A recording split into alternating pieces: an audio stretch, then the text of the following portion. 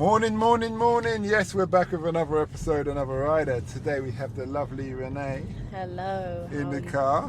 And Yes. she's been in events management, dealing with influencers, and just that entertainment side, behind the scenes of entertainment. So we're just going to find out how she got into there, what she likes, and what motivates her. So nice to have you here. Thank you so much for having me. That's good, that's good. So tell us, what kind of person were you when you were in school? When I was in school, I was definitely the quiet one. I was definitely the observer. Yeah, definitely it actually makes sense now when I'm even reflecting on it, why I am the behind the scenes person. Yeah. But definitely the quiet one. Okay. So when you were in school, what did you want to be? I had no idea what I wanted to be, and that was a bit of a problem because in school you're asked all these questions, what direction you want to go in, what you want to do, and I was just stumped every time. I was like, it just needs to be something that's not going to bore me to death, and less so avoiding the rat race, I guess. Do you think you achieved that? I'd say I'm definitely doing what I love. The rat race is very much so embedded everywhere, but I think it's just a fast-paced moving industry, which I do enjoy also. So yeah, I do think I've done that all right. When did you realise your calling was what you're doing now?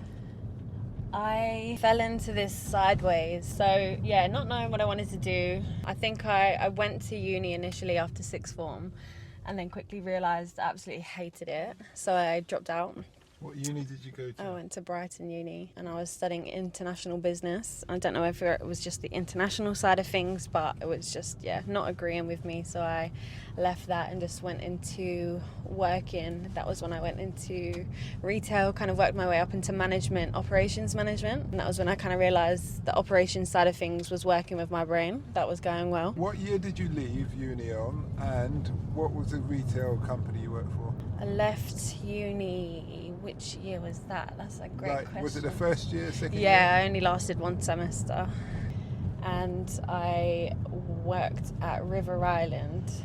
So very much just simple retail stuff really. But I was like adamant that I was not just going to be on the shop floor sales assistant. I was just going to work my way through whatever until I figured out what I wanted to do. So then in management, that was kind of where I was like, okay, cool, this is something I'm good at. And then I kind of learnt everything I needed to know and was like, cool, what's next? Like, where do we go from here? What else is there to life? And so I started exploring the options. I applied for a degree apprenticeship, which I highly recommend, by the way, as a means of... Oh, this is within Next? No, this was external to it. It was a degree apprenticeship with L'Oreal. But I actually didn't get it. I went through the whole application process, didn't get the job, but I did get offered a place at uni, which was a young university called Pearson College, and they're very much like work integrated learning. So I kind of was like, okay, this is a new approach, let's try this one out.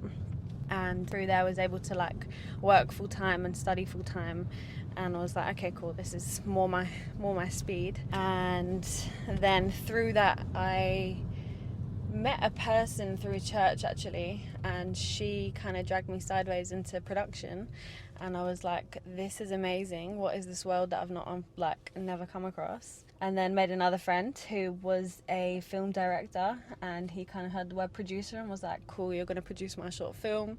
I was like, wicked, I have no idea what I'm doing, but fuck it, let's go. Sorry for my language, but yeah, let's go. And then again was just reintroduced to more of the creative side of the industry as well. And so that for me was like, wow, how have I been like sleeping on this whole world? And then kind of the rest is history really. So what are the titles you work by? I'm a project manager, project coordinator, producer assistant, and then I also tapped into the art direction side of things as well, set design and production design, and that's something what I want to explore further, because that one is very much so like I'm getting paid to play. And I was like, yeah, that's it, me really. I just want to be working and not feeling like I'm working, and really, really like loving everything I'm doing, you know. You spoke about church. So you're a religious person? I'm faithful, yes. Okay, that's good. And has that been a guiding factor in what you do? Do you know what? Like 100%. I think there is a whole side of this industry, be that events or music. A whole side? A whole side. A whole area. Okay. Where it's as probably every other industry, but there's corruption, there's big people that don't want to see you win, there's people that want to use you or exploit and all of these sorts of things, and I was quite aware of that walking into it. So I just made it my prayer every time that I was going to be encountering the right kind of people that wanted to see me win, people that were going to help me learn, people that I could also pay it forward to and kind of be put in these like fantastic environments. And without a shadow of a doubt, I could say that 100% that's been the case, and I feel very, very blessed, because after every job you meet the right kind of people, and then they pull you into the next one and the next one, and it's just been an incredible journey really. But I'm very, very grateful. That's good. Are you a religious person? Yeah, I am. I have my core values. I have 5 core values I live by. Okay. Which I believe everybody should have core values. Yeah. And basically my core values, when I looked at it after contemplating what they were for 6 months, they just come from the good book, but they're things I agree with and I stick by. Yeah. And things like that. What are those? Children. Yeah. I come from children's homes, so children are most vulnerable and need to be looked after. Yeah. Family. Yeah. Yeah. You always stick by your family, but at the same time you do have to acknowledge if someone's wrong. Yes. So if I was the Queen, I wouldn't have paid 12 million for my son who's a paedophile. Fact. Third thing is religion. Fourth is work ethic. And fifth is self-improvement. Yeah. And so I hear they that. all come from thing. And they're more or less in that kind of order, but children always comes first. Yeah. And those kind of things. And those are things I don't neglect on, Yeah. if that's the correct word. Yeah. So doing this film, producing, you said you didn't know what you're going to do, but you just said yes and you run with it, which is good, because that's what Richard Branson says. So a meme of him saying, if someone asks you, can you do something, even if you don't know, say yes and learn how to do it. Yeah, exactly. I think there's so much imposter syndrome in this industry as well, and for me it was when I heard someone say there's someone that's charging more than you are and doing a worse job than what you're doing. And it was like, wow, okay, cool. All right, so we just gotta, track, yeah. So if you give everything your best in it and do it with a smile on your face, or a good attitude at least, and kind of just be wanting to help whoever, people in need, or goes such a long way, especially in the industry. But yeah, no, it's Well, how did you, with that producer situation, how did you research, find out what you need to do, and overcome your imposter syndrome?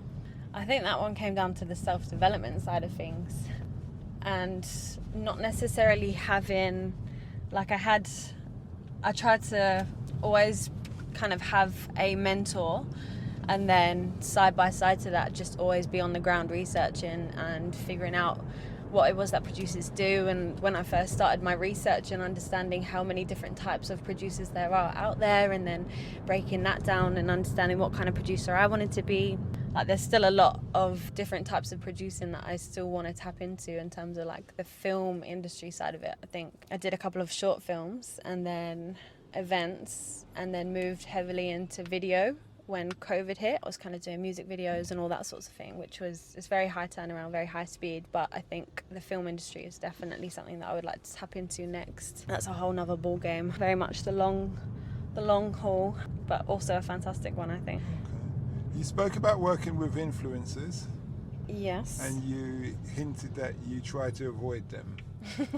Can you explain why?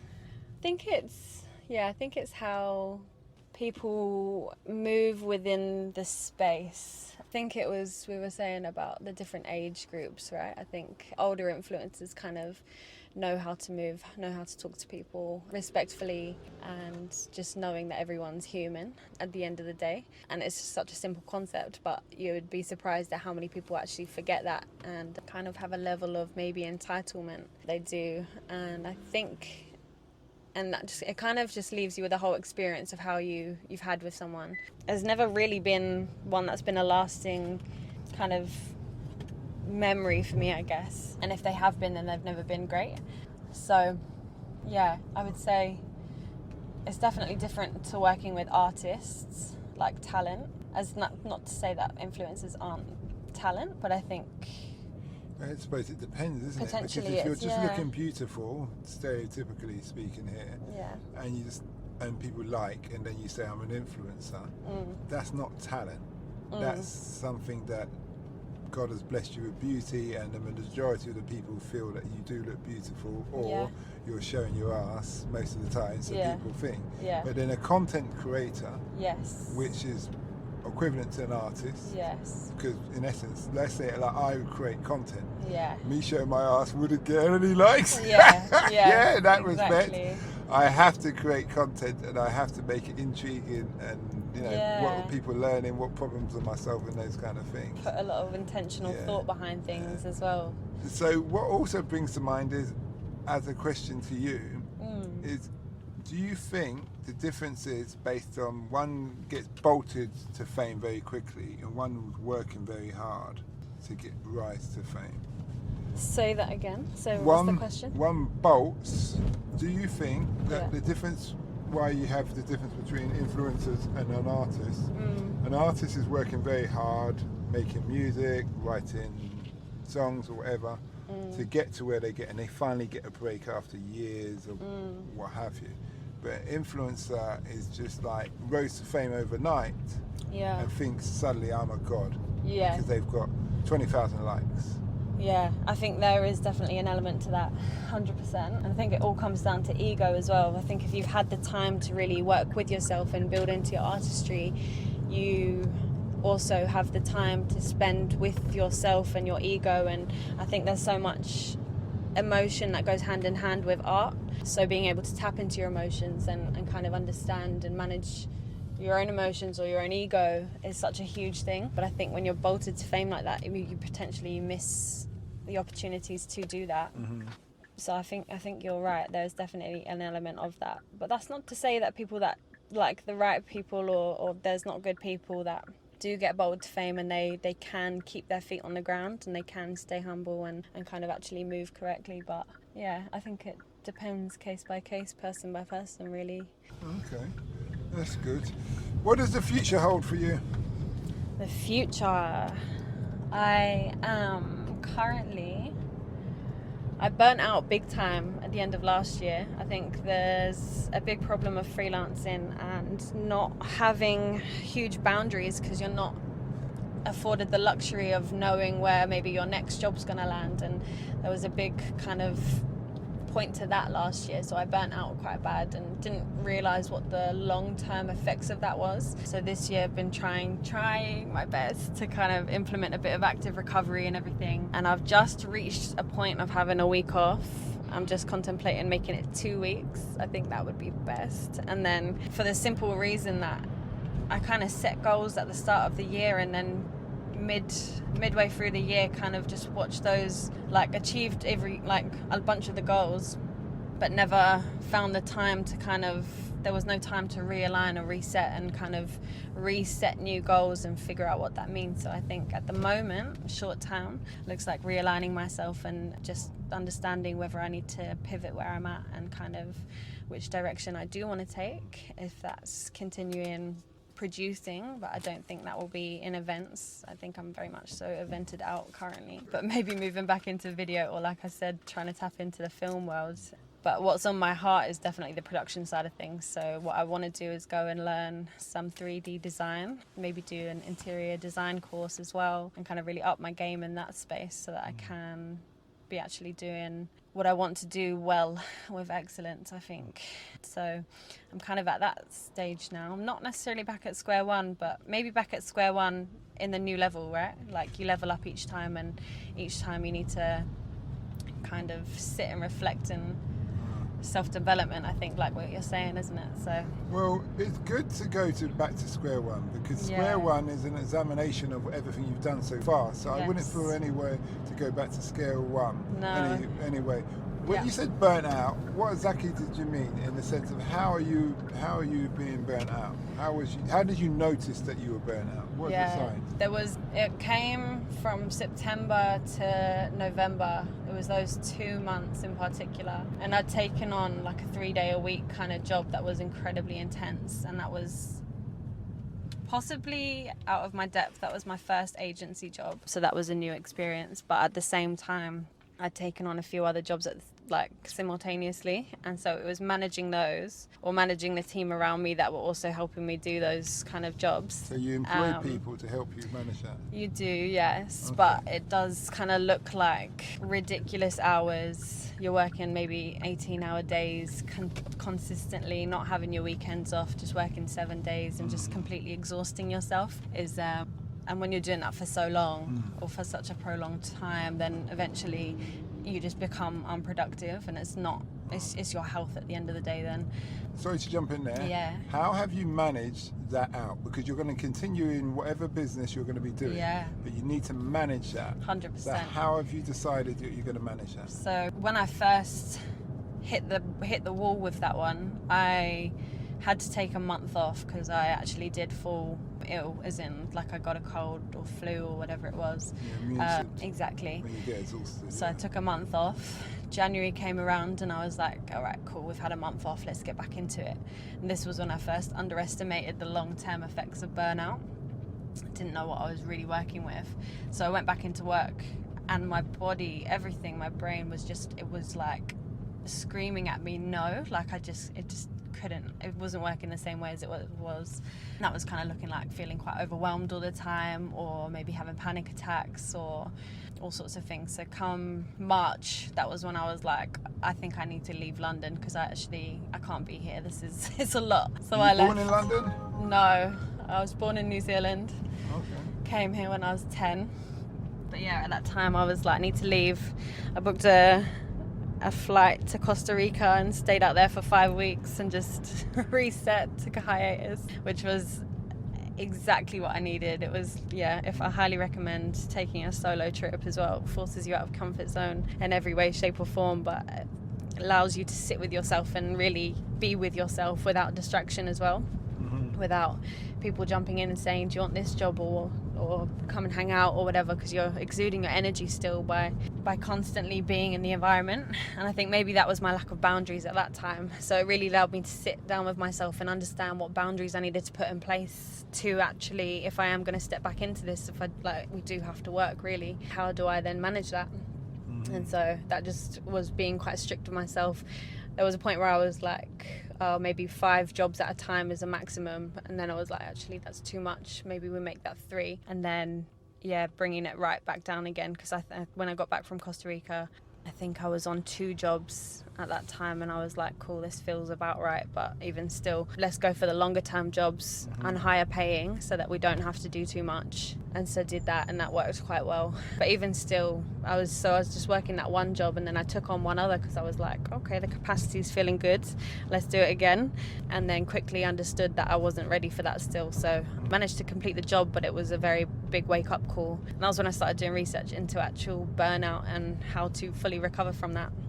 And that can take years sometimes of just active recovery, which looks like having your boundaries in place, making sure you're logging off at a certain time, making sure you're taking your weekends, making sure you're actually looking after yourself in this crazy game. But so moving forward and making sure that you're taking time, which I'm trying to do now. So actually resetting, making sure I'm catching up on realigning myself so that when jobs do come up, I can say with an educated kind of, not necessarily educated, but like a well-informed decision of, yes, I want to take this because it's going to take me to the next step, or I can help this person, or I can do whatever, or no, that's not aligning with me at all, and if anything that might be worse for my health, or it might be detrimental to something else. So and I think that's really key in this game as well, being able. Well, we've come to the end of our journey. We have. Where can people find you if they want to use your services? They can find me, you can email me. You can email me on Renee, RENEE, .rebuild, REBUILD @gmail.com. Well, thanks a lot for that. Thanks so much for having me. Thank you, and you too. Look after yourself, yeah? We hope that episode enhanced your life. We post an interview every day, as well as vlogging on our social media channels. Don't forget to subscribe to get our latest episode.